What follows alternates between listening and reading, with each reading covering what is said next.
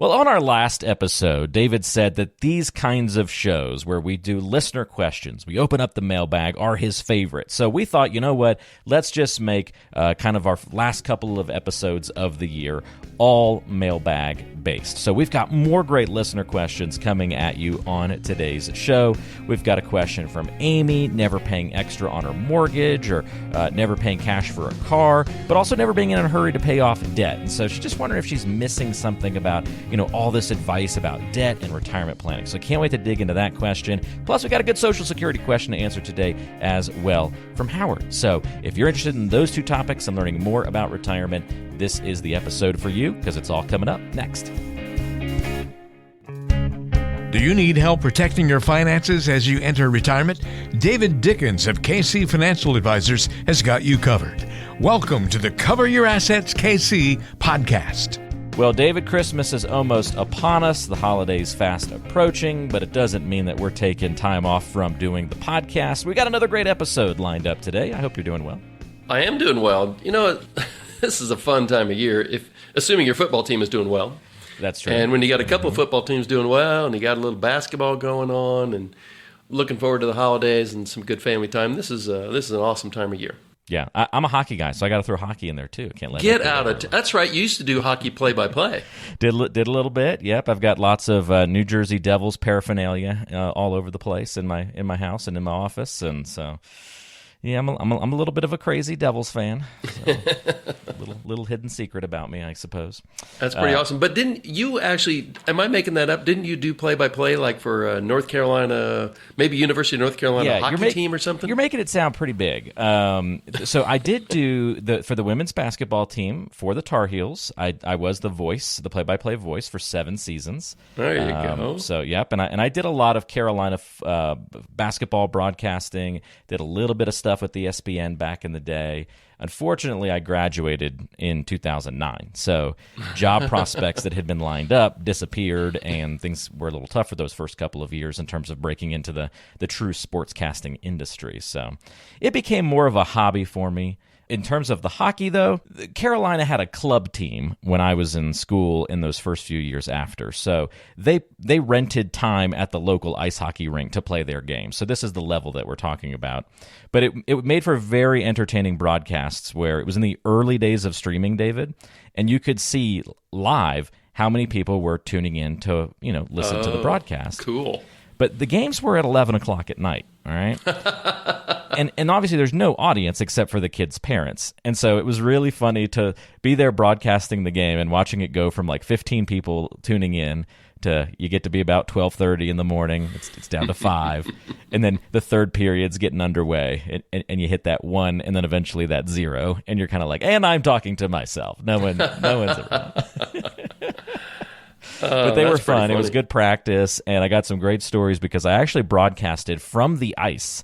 In between the 2 penalty boxes is where they set me up to do the broadcast from, because there was no press box or stands or anything like that even. Front row seat. So it was a front row seat, but also it was really funny as the people would go to the penalty boxes after fights, all of their yelling would get picked up on the microphone, and I was like the referee in between them trying to broadcast. And the kids eventually learned that I had a microphone like there to pick up the ice sounds, and they would lean into it and start yelling into it. So it was very homey, but it was very fun, and I look back on those times very fondly. So, but yeah, don't make it sound like it was a big deal, because it definitely wasn't. It's a big deal to me, Walter. I appreciate. And now you're broadcasting with me. That's right. We really moved up in the world, man.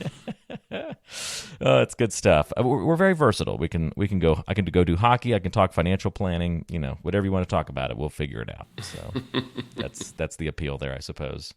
Well, let's get to these great questions. Amy's tired of hearing about hockey. She wants to know a little bit more about this whole debt conversation here, and I think this will be a challenging one, David. I'm really interested in your thoughts here. So Amy says, I've never been in a hurry to pay off debt.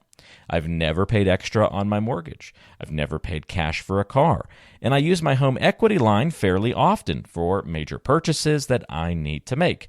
I know that debt is generally considered bad, but you know what? It seems that to me, using debt has allowed me to save money for retirement that I wouldn't have been able to otherwise. Am I missing something here?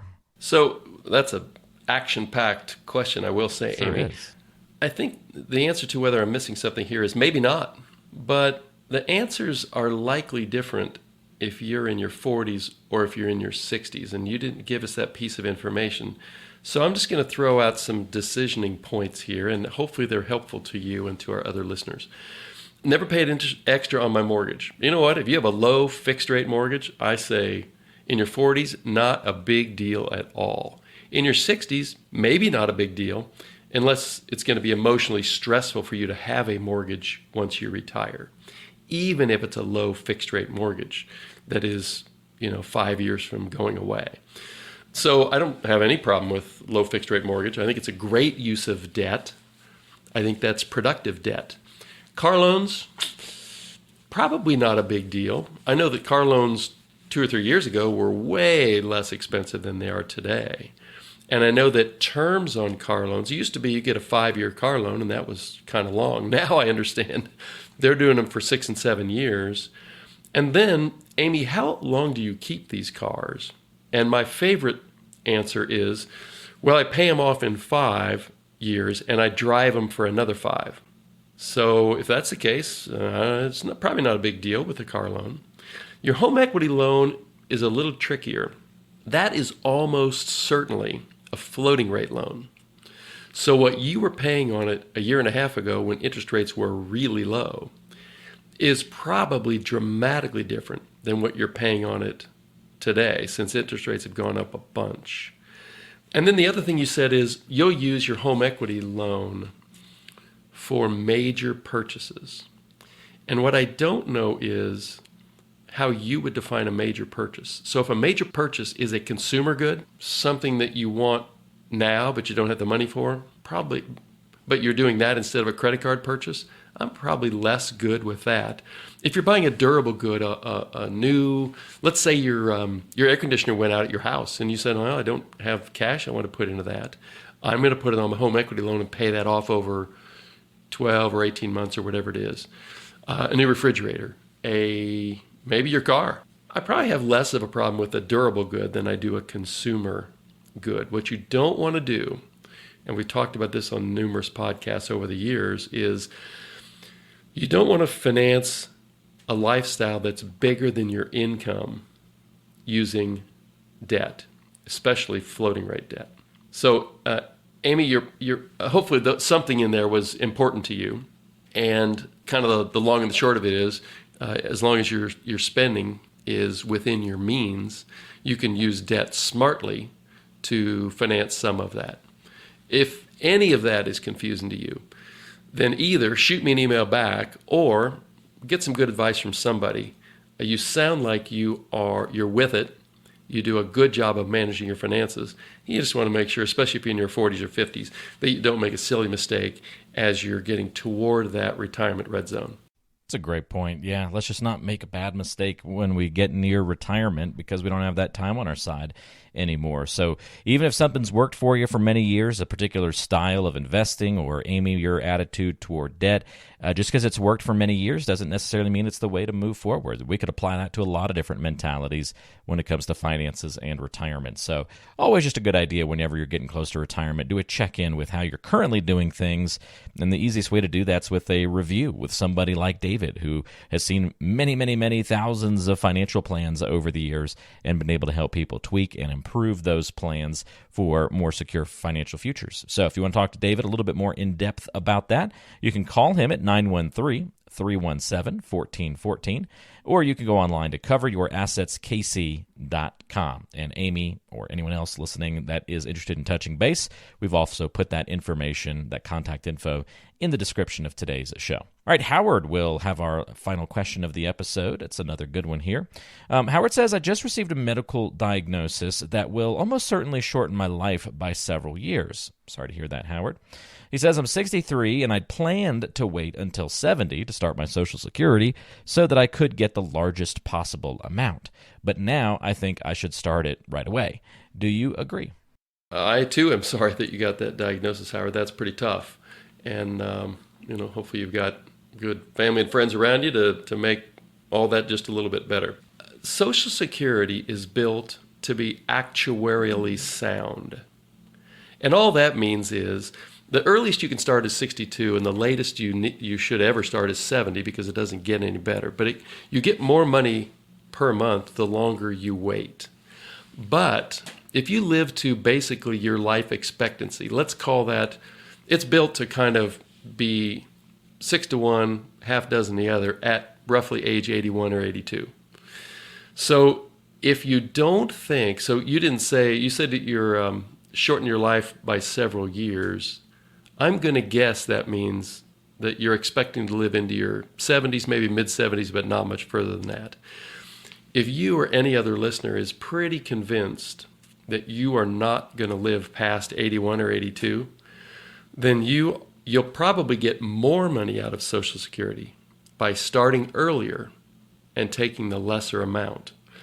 But if you're pretty sure that you're going to live past 81 or 82, you will almost assuredly take more money out of the system by waiting to at least your full retirement age, which is somewhere between 66 and a half and 67, and the maximum time you should ever wait, which is age 70.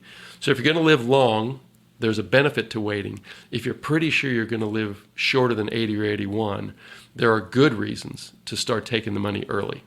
Really good question. And yeah, sorry that you're going through that, Howard. Hopefully this is something that's not imminent. Maybe it's just something you're expecting to no longer have, as long of a lifespan. So a lot of things to consider there. And this is the kind of question you're getting all the time, David, right? Social Security, when do I take it? And people seem to either weigh strongly on, I'm getting that money now, or I'm going to wait and get the biggest benefit possible. And do you ever have anybody that's like right in the middle in terms of wanting to take it? I've had a couple of clients recently where it made the most sense to just take it at their full retirement age. Okay. There might have been a little difference, a little benefit to waiting longer, but by taking it earlier, by taking it at their full retirement age, it took stress off of their retirement savings, so they're not pulling money out of that. They were just getting the money from Social Security. It was popping into their checking account once a month. It kind of felt like a retirement paycheck. And they felt so much better about their retirement plan, even though there was a small benefit to waiting. And you know what? Peace of mind in retirement is worth a lot. So sometimes it's not all about the numbers. Sometimes it's about making a good decision and not the perfect decision. Boy, that's well said. Say that last last line again, David. I think that's just a good way to end the episode and underscore things. Yeah, with the right piece of information, with the right pieces of information, sometimes it's about making a really good decision and not the perfect decision. I thought that needed repetition on today's episode. So again, if you need help, if you have questions, just like we've featured on today's episode and previous episodes throughout 2023, don't hesitate to reach out and get in touch with David Dickens here at year end. If it's too late to come in for this year for you, don't worry. You can get on the calendar and set something up for the beginning of the year to get it off to a good start. The ways to get in touch, again, are online at coveryourassetskc.com, and you can also call 913-317-1414, and we'll put that contact info in today's show description, so check it out there if you didn't have the chance to write it down just now. David, thank you for all the help and for answering these two great questions on the show today, and we'll look forward to another new episode in 2 weeks. 2024 is right around the corner. Can you believe it? It's hard to believe. I will look forward to talking to you in the new year. I always hate that time of year, though, when now I'm so used to labeling everything 2023, it takes at least a month to start hitting that 4 instead of that 3. Yep, but somehow we'll make it through it. We'll manage. Have a great rest of your week and year, everybody, and we'll see you next time right back here on Cover Your Assets, KC. Advisory services offered through Creative One Wealth, LLC, an investment advisor. KC Financial Advisors and Creative One Wealth, LLC are not affiliated. We are an independent financial services firm helping individuals create retirement strategies using a variety of insurance products to custom suit their needs and objectives. The information and opinions contained in this program have been obtained from sources believed to be reliable, but accuracy and completeness cannot be guaranteed. They are given for informational purposes only and are not a solicitation to buy or sell any of the products mentioned. The information is not intended to be used as the sole basis for financial decisions, nor should it be construed as advice designed to meet the particular needs of an individual situation. This material has been provided by a licensed insurance professional for informational and educational purposes only and is not endorsed or affiliated with the Social Security Administration or any government agency. It is not intended to provide and should not be relied upon for accounting, legal, tax, or investment advice.